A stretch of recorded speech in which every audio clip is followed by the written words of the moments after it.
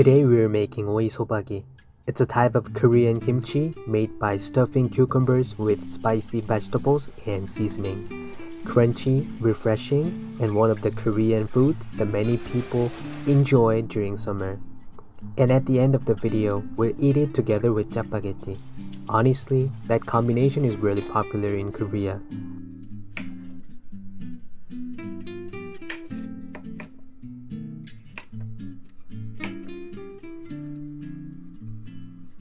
There are two easy ways to avoid cutting the cucumber all the way through. One way is placing it on a small lid while cutting, and the other way is placing it between kitchen tongs.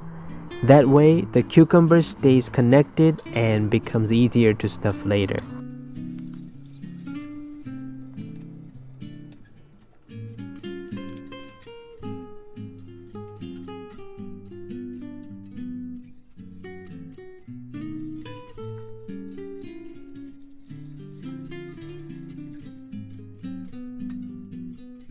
Now we are going to make the filling for the cucumbers. One thing I always worry about is whether people will think it looks too spicy because of the chili flakes. The color looks very red, so it might seem really spicy, but it's actually milder than it looks. The chili flakes also help give the filling a better texture, and it goes especially well with meat or oily food. Fish sauce can vary a lot in saltiness, so it's better to use the recipe as a general guide and adjust the seasoning as you go. And be careful not to mix the filling too aggressively because the garlic chives can start to develop a strong raw smell. In Korea, cucumbers are in season from May to September. Maybe that's why this dish feels very summer-like to many Koreans. It's probably also because cucumbers feel so refreshing and crunchy. Even though it's a homemade side dish, it actually takes quite a lot of work to make, so it can be surprisingly expensive at Korean side dish stores.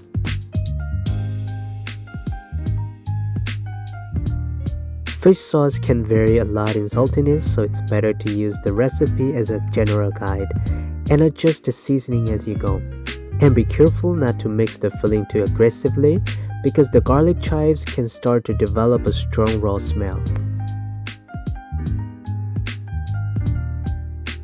If you don't enjoy repetitive work, this part might feel a little difficult. Now we just fill the prepared cucumbers with the filling.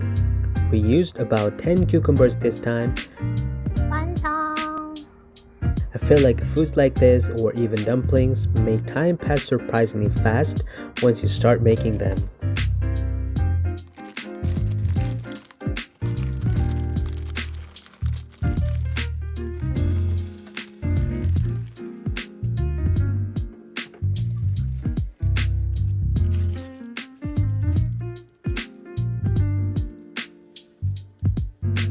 We've used Jjapagetti in videos before, but I think this might be the first time we are eating it just as it is.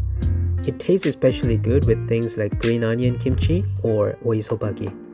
And honestly, adding a fried egg on top makes it even better.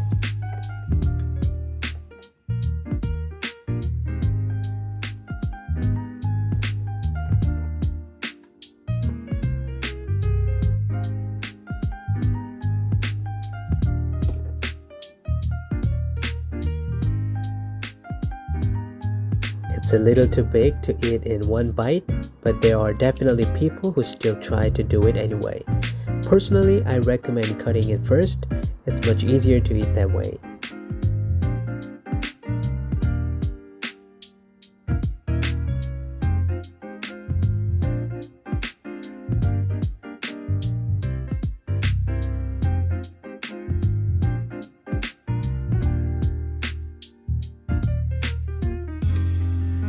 Today I'm editing this video after having a pretty greasy lunch. And now I really want some Oi-sobagi. I hope you enjoyed today's video. Comments, likes, and subscription really support our channel. See you again next time. Bye.